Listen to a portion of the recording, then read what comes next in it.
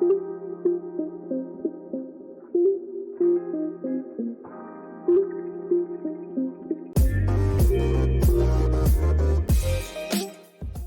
to all the rugby league diehards and welcome to another episode of Six to Go.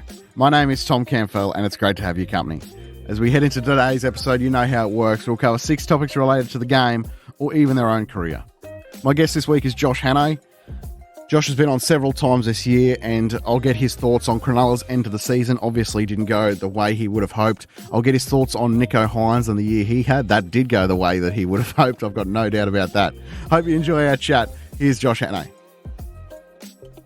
I'm joined by Cronulla assistant coach Josh Hannay as the next guest of the Six to Go podcast. Josh, it's great to have you back on. How are you? Yeah, very well. Thanks for having me back on. No worries. Well, mate, it's a pleasure to have you on, and I'll get things kick-started with the Sharks finals games. Josh, I want to start with the Cowboys game because I feel like this is the game you and the rest of the Cronulla coaching staff would be more annoyed with. Is that a fair statement that when you think back on the 2 games in the finals, the Cowboys was the most disappointing? Yeah, certainly the one that got away. It was an interesting game in that I think on the evening both teams, with all due respect, were probably a little bit loose with their footy. In terms of finals football is generally a higher intensity around your defence and your kick chase games and things like that. And I think you look at the nature of certainly the Cowboys' tries. Like I thought our defence on the night, and you look at the way they scored their points, was really uncharacteristic from us, and there was a real sort of softness to it. You think of the Tom Dearden try straight through our middle, the Peter Hiku try, again just a one-on-one miss from one of our guys. All their tries, just had without taking anything away from the Cowboys, there was a sort of a soft undercurrent to it. So I thought, with all that being said, up by 8 with 8 minutes to go, I think. We're in a situation there where we've got to close those games out, and I guess the teams that are proven and have been at the pointy end of the ladder for a long while now, they don't let those opportunities slip, and we certainly did that night, an opportunity to go straight through to a preliminary final. So we've reviewed it, sort of still digesting it. I don't think, to be really frank, I don't think we've fully moved on from it. It was a real gut punch, and I think it's certainly, I think you look at the way we played the following week against the Rabbitohs, it was certainly, I think, still in the back of the minds of all our players as well as an opportunity that was missed. And as I say, I think you look at the way we played the following week, it's hard not to think that it wasn't sort of weighing on the players' minds throughout the week and the build-up to that game.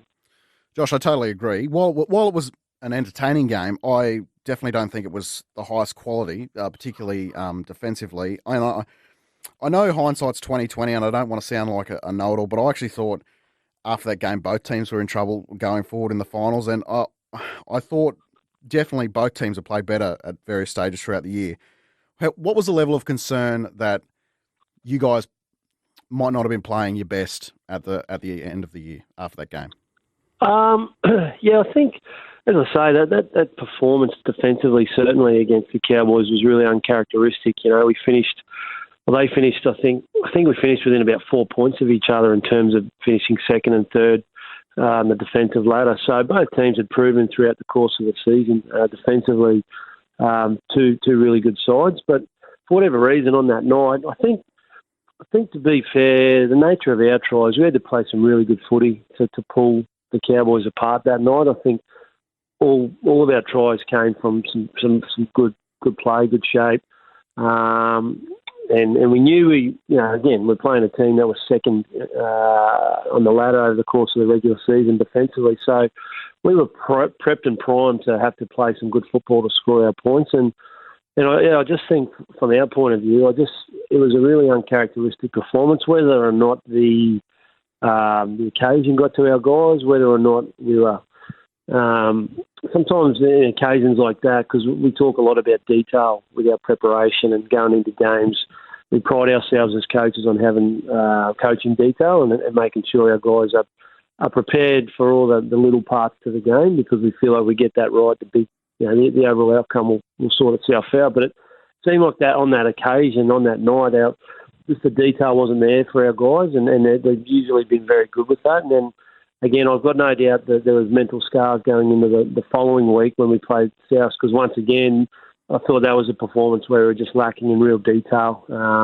You could see our guys weren't focused. They got exposed by, a red-hot South Sydney team. So I think, you look at both finals games, potentially, some really good lessons there for us as a young squad looking into the future. Like it's a different level. We certainly, didn't put our best foot forward, and we need to really make sure we're clear on the reasons why that was. Look at our preparation, look at our mindset, look at our focus, because what held us in really good stead all year, as I say, was the level of detail we went into each game with, and the players were really good at taking the messages from us coaches. But for whatever reason, and we'll get to the bottom of it, for whatever reason in the finals, we're a little bit loose with our footy. Not too many people would have had the Cowboys as a top 4 team heading into the year. What part of their team or their year has impressed you the most? Oh, well, I think it's clear. You look at the representation throughout the Origin series. I think there was half a dozen guys involved in the Queensland setup. Jordan McLean was picked, ultimately got injured prior to Game 3.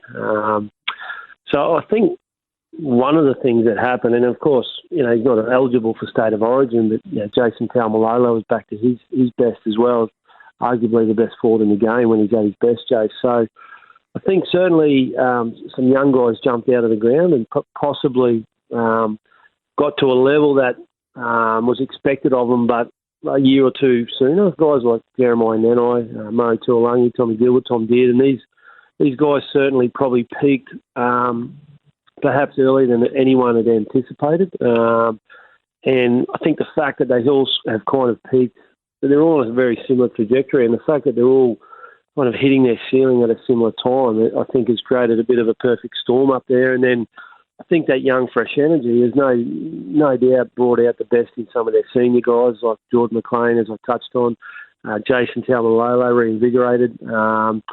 And then obviously, there's been a lot of talk about Chad Townsend and his influence since coming to the club. And, from what I've seen, and this is just, I haven't watched certainly every minute of every game they've played, but to me, Chad's been Chad. He's gone up there and he's delivered exactly what they, I guess, were hoping they were going to get from Chad when they signed him. That, I guess, calming influence. He's made a name for himself over the years as being a guy that can add real polish to the end of sets for teams, get a team around the footy park. So I think, when you look at that mix of youth and talent all springing up together, and you get those older guys, as I say, finding their best, and you get that steadying hand at half, all of a sudden, there's sort of a recipe there for the success that they've had. And, in behind that, there's obviously a lot that's gone on. They've worked really hard.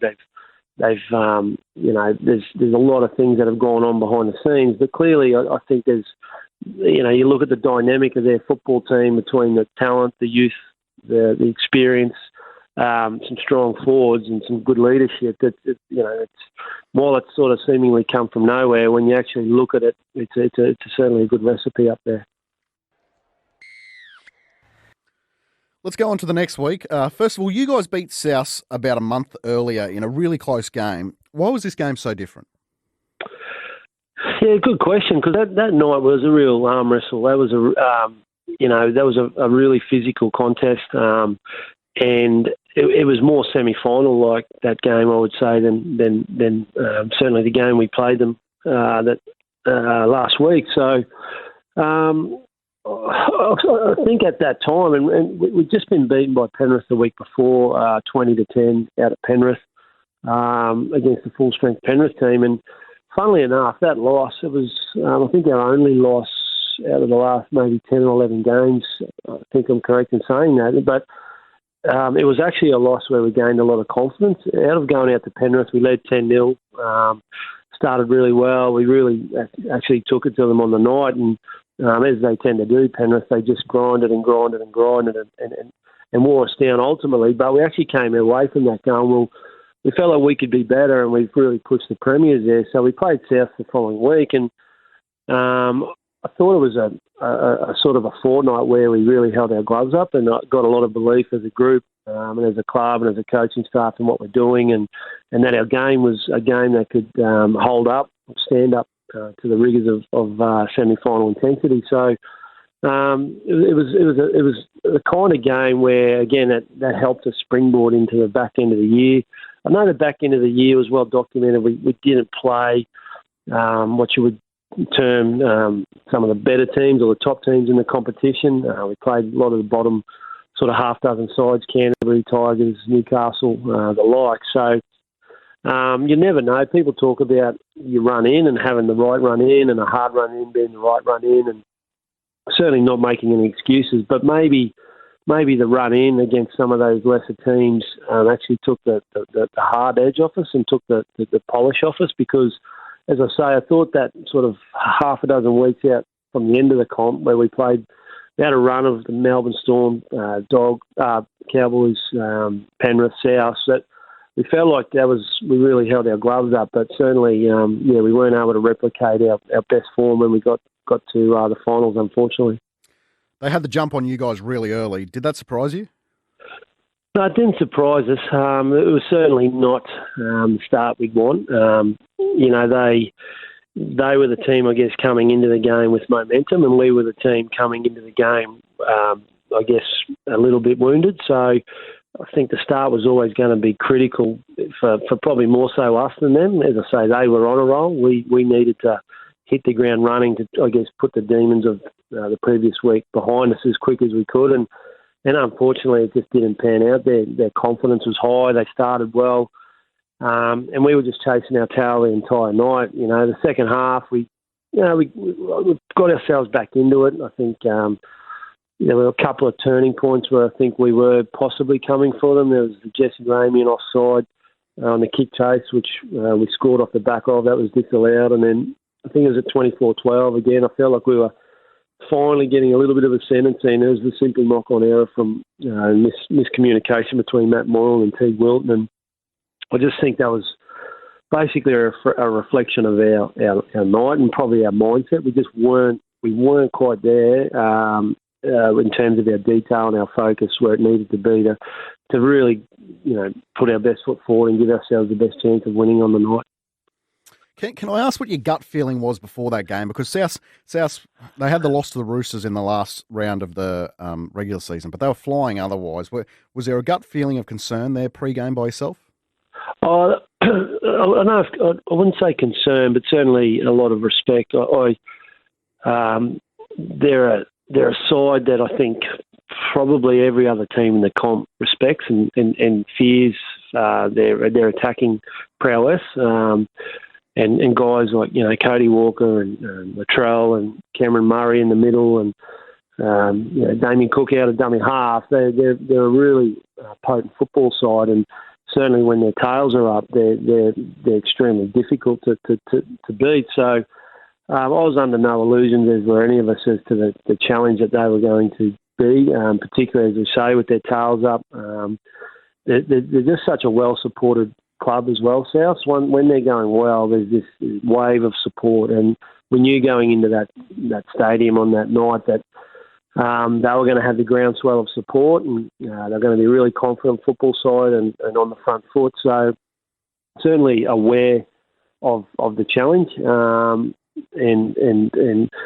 as I say, probably the thing that I was most concerned of was not necessarily the opposition, but just what the previous week, just the impact that actually was having on our guys mentally. It's hard to tell. Like they always, footballers are really good at telling you what you want to hear, and very mindful of getting them back up after that loss to the Cowboys. But probably my biggest concern going into South was just the immeasurable impact that game actually was having on our players' mindset. Yeah. Josh, let's move on to something a little bit more positive, and that's the year that Nicho Hynes had. By my guess, the worst he will finish is third in the Dally M. Were you surprised by how well he went in really what a lot of people forget was his first year of being a guaranteed member of the starting 13? Yeah, I think ultimately probably, I was surprised. I think we knew we were getting a really good footballer. based on what we'd seen in his sort of small opportunities he had at Melbourne. I was really excited about the talent that Nico was and what, as I say, what I'd seen. But I think to looking back on it and to see where he's gotten to with his football this year, and as you say, he's going to be right up the pointy end and the Dally M's. His first full season of first grade in the NRL, and in a position that he's basically never played at halfback. I think he's exceeded everyone's expectations, probably his own as well. He's a quietly confident guy, Nico. He backs himself and he believes in himself, and that's one of his real strengths. But I think even he, coming to a new club, a lot of responsibility. We internally didn't set crazy expectations for Nico, but I think he had set some high expectations for himself, and I guess that position, the halfback position, it's one of the most key positions in Australian sport, a halfback in rugby league.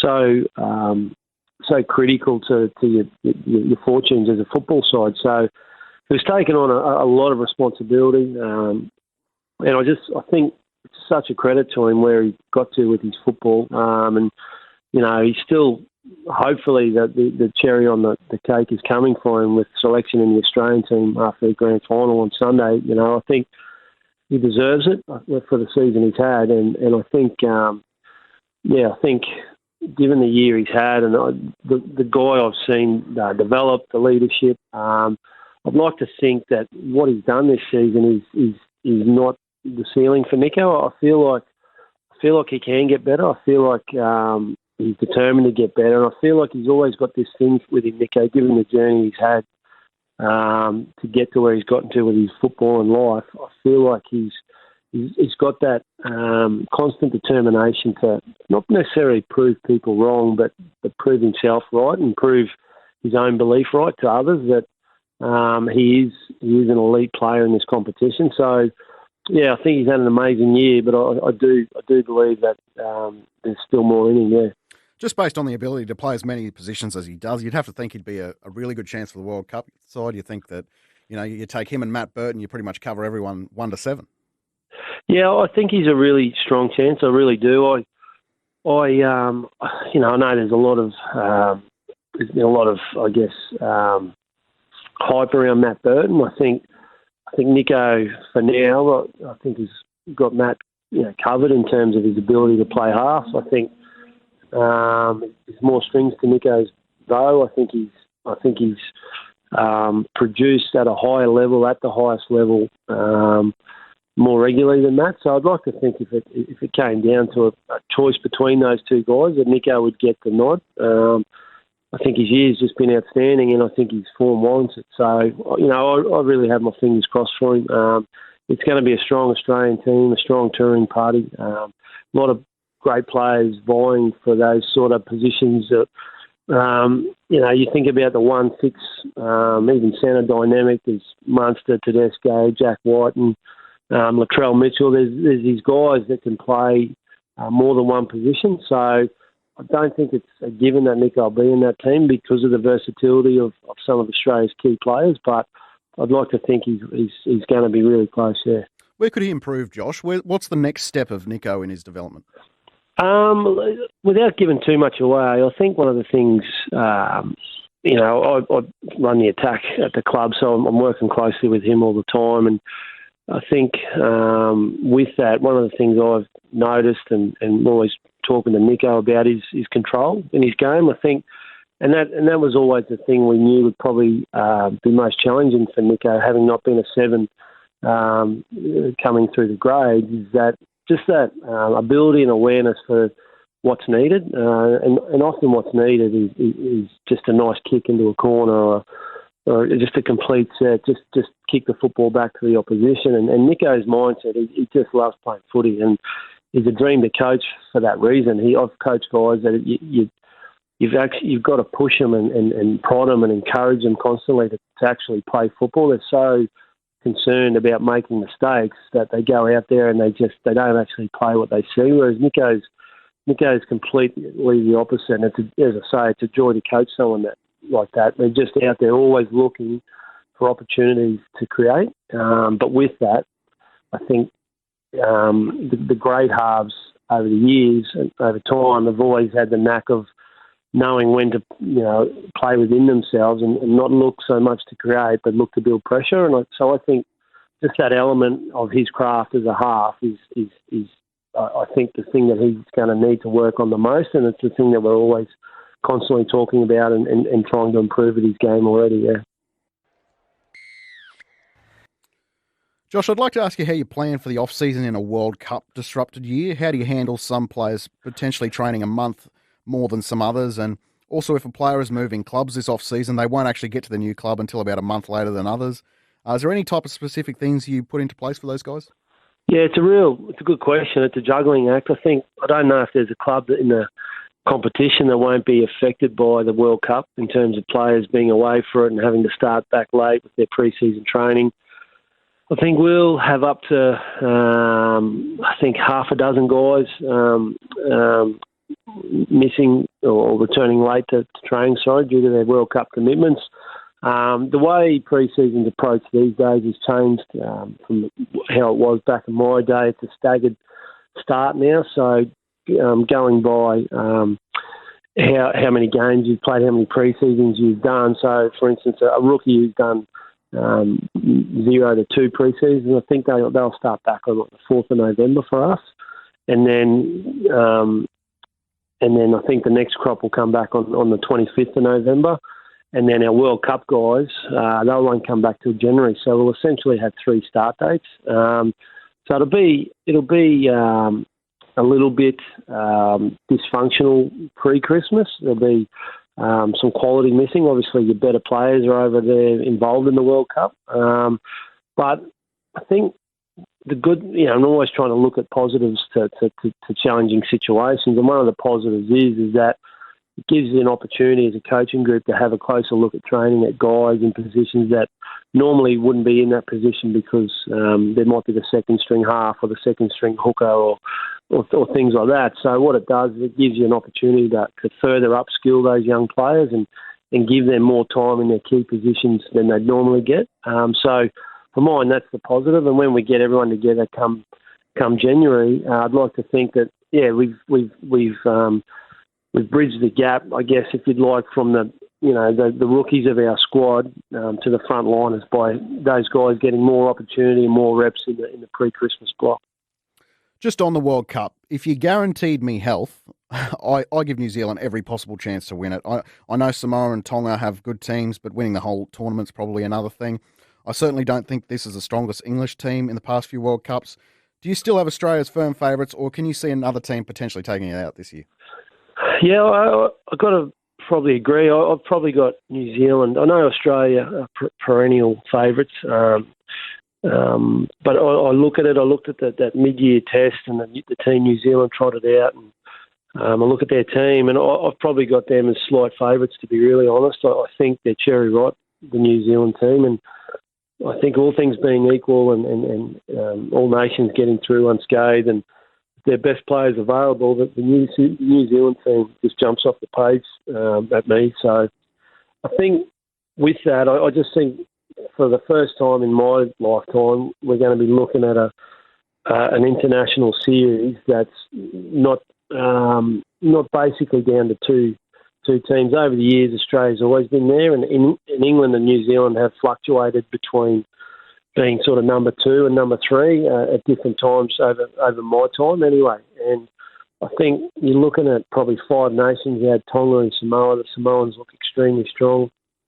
Tonga obviously have announced themselves in the recent years of being a new force on the world stage. So I'm really excited as a lead coach for the first time in my lifetime. I feel like there's 5 nations at the World Cup that are on their day and are going to really be going hammer and tongs at it. And I think Australia and New Zealand are still at the top, and they are the 2 best nations. But I think the other 3 England, Samoa and Tonga. I think if Australia and New Zealand are slightly off or do get any injuries, I do think those other three sides actually have the ability to step up on any given night. So I'm really excited about that for the Australian game and for the international game. And I think it's going to be a great series. Yeah. I know you've probably got a little bit of a bias there due to the Queensland connection, but can I ask you who you'd start at halfback? Because the Daly and Nathan, mate, Nathan is playing out of this world at the moment, but Daly, of course, is the incumbent. Yeah, Nathan is an incredible player. Possibly, I think of the best players in our game currently. He's he'd be in the top three for mine with Tedesco and Cameron Munster. He's that good. But in saying that, I think Australian Test teams, whether you look at cricket or rugby league or rugby, I think the incumbent generally has to do something wrong or really fall off a cliff to fall out of those Aussie teams. I think with their form, and I'd like to think Daly hasn't done that. I think what he did in Origin to lead Queensland to that series victory can't be forgotten. I know it seems like a while ago now, but it can't be forgotten, and I don't think the selectors and the coach Mel Meninga will forget that. And I just think he's still playing well enough daily to warrant being the halfback for Australia. Is he as good a player or playing better than Nathan Cleary as we speak? Probably not.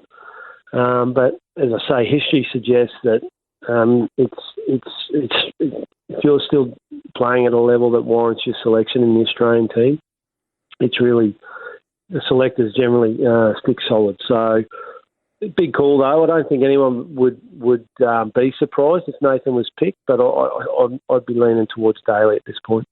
Both will be on the plane. There's no doubt about that. I've seen some great halfback competitions over the years. I remember when I was a kid, sort of 10, 11, 12, and it was Ricky Stewart and Alfie Langer through that sort of period, and it honestly, I think it ultimately came down to who would work best with the 5'8", and I think that'll be part of the discussion when they look at Daly and Nathan. It will actually be okay. Who's actually going to gel better with their 5'8", and if the 5'8's Cameron Munster, I think that, which I think we'd all expect, I think that really does help Daly's case. So I think over the years there's been some wonderful Australian halfback competitions, as I say, and this one is no different. Well, look at Joey. Joey didn't play half in quite a few Australian games. He played dummy half. So.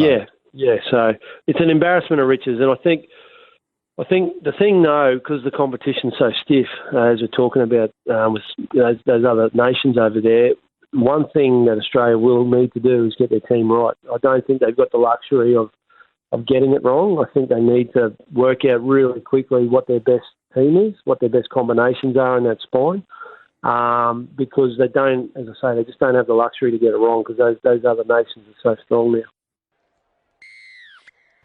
Josh, after the past couple of years, you've turned into one of the most talked about upcoming coaches in the game. After taking over last year under difficult circumstances and doing well to Origin success, and then the Sharks making the top 4 this year at Cronulla, have you had discussions about your own career with Craig Fitzgibbon? Because 18 months ago, he was in the exact same situation you are in now. So I'm just wondering if he's passed on any advice about your situation. Yeah, it's actually really interesting. When he first took over, I think we're maybe a month or so into the job, we sat down one day and we just had a good chat about, because we were still getting to know each other at that point, myself and Craig. I'd only spoken to him over the phone. I didn't know Craig and he didn't know me. So, but after a month, we sat down one day in his office and did talk about just footy in general, his, I guess, career path, my career path. He was extremely complimentary at that meeting, in that he, from what he sort of seen within that first month, that I was a head coach in waiting, and it was really good to, I guess, get his thoughts and opinions in that discussion about how he approached his own development and I guess waiting for the right opportunity, and I do feel like having spoken with Craig, it sort of has helped me given me some clarity with my own, I guess, decision making, if you like, around being a head coach. And certainly the one thing I've come to, or the one thing that I think is important, is that I'm determined to wait for the right opportunity, and I'd like to think, I'm proving myself every year and getting better every year and being associated with success, certainly over the last 18 months. So I'd like to think when the time's right, the right opportunity will present itself. So it's something that I'm not desperate for. I'm not sort of waking up every morning hoping that there's an opportunity to be a head coach somewhere, because when the time's right, I really feel like it'll be right, not only for myself, but it'll be the right opportunity for whatever club is looking for a good coach. So I'm going to be really patient with it, to be honest, and certainly part of what helps that, mate, and that being able to be patient is I'm in a really good situation here at Cronulla. I'm working with a great coach in Craig. I'm working with a great roster, wonderful players to coach, great club.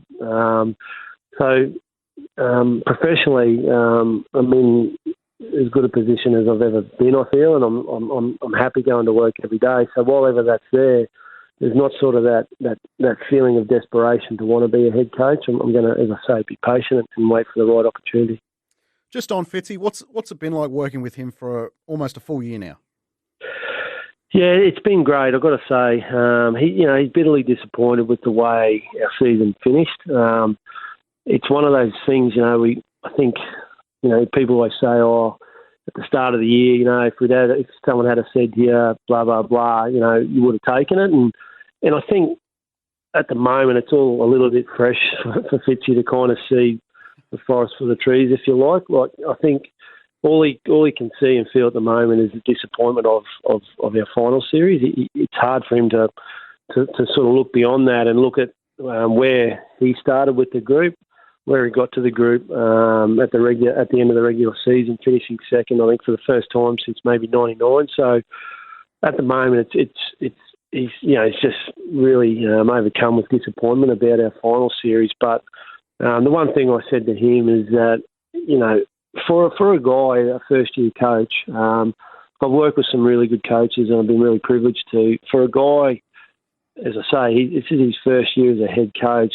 I've learned so much off him, and this is his first year doing it. So I think it's a real testament to the patience that he had and the way he just developed himself in a really good system there at the Roosters, to the point where when he decided it's time, it was clearly the right time. And really good coach. He's going to be one of the best coaches in the game for the next 15, 20 years, or as long as he wants to do it. It just oozes quality, wonderful person, great to work with, great teacher, very, very giving with his time, his expertise. He's very trusting. I've loved the autonomy that he's given me to do my role. I know the players love playing for him. So, as I say, while I'm in a situation like that, I'm loath to jump into something that I don't quite feel right about. So, yeah, really happy to be at the club and working under Craig. We'll finish with the grand final, mate. Penrith or Parramatta, and why? You got to go Penrith, just because they don't beat themselves. I think it's a real hallmark of good premiership teams over the years, and they're probably gone beyond being a good premiership team. They're on the brink of doing something that's been proven to be really difficult and winning back-to-back premierships. They're in their third grand final in a row, and they don't beat themselves. It's such a tough game when you play Penrith. You can bring your best, and sometimes your best just isn't good enough because they're never too far away from their best. So I think it'll be a great game. I think it'll be a close game. I don't think Penrith will blow Parramatta away by any stretch. I think Parramatta, the thing they've got going for them is they've been one of the few teams probably over the last 18 months that has shown that they're not fearful of Penrith. They very nearly beat them in last year's final series to knock Penrith out. They beat them earlier this year at Penrith. So I think Parramatta have clearly the belief and clearly a game that troubles Penrith. But I also don't see the same consistency in Parramatta that I see in Penrith. Parramatta can be a little bit up and down, but Penrith, I just tell me the last time they played a bad game. Like they are a juggernaut, they're a machine, and I just think that consistency will hold them in really good stead, and they'll win by 6. When you watch Penrith and South the other night, tell me if you agree with this, Josh. South played the absolute perfect 30 minutes to start the game, yet went into halftime at 12-all. Now, some people can say, those certainly one of those tries, the Brian To'o try, was a little bit lucky towards the end of that half there. But I can also say that they were unlucky to not score 50 that night with some of the tries that they didn't allow. That's at halftime. I thought it was pretty ominous for South. Were you thinking the same thing?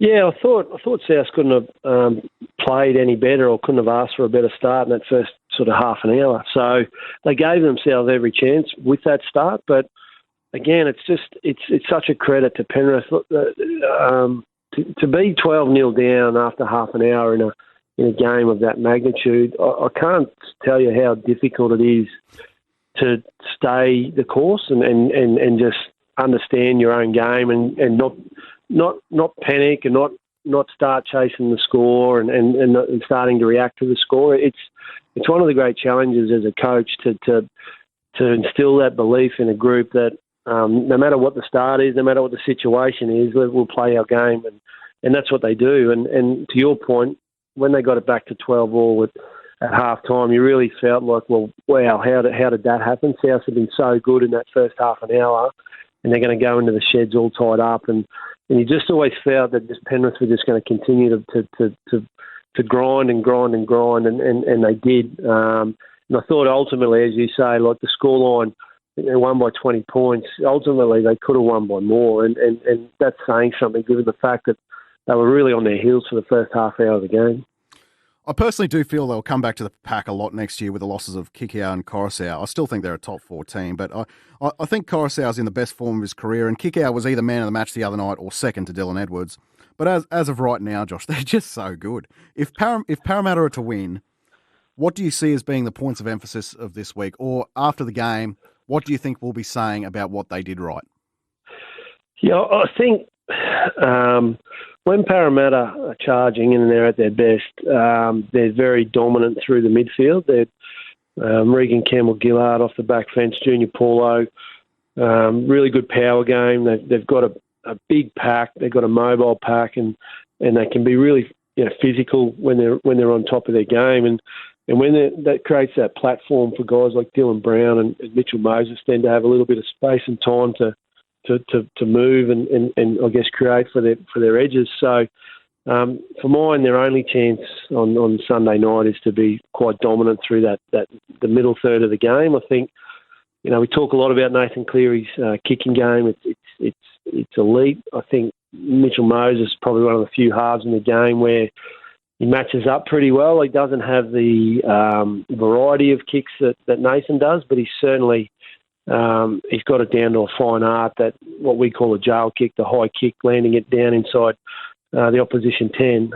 So I think the kicking games will be almost cancel each other out. I think Penrith have an edge on their edges. I think their edges are more potent than Parramatta's. So I think, though, if they can not hold the middle, they need to dominate the middle. They need to be at their brutal best, Parramatta, in the middle third.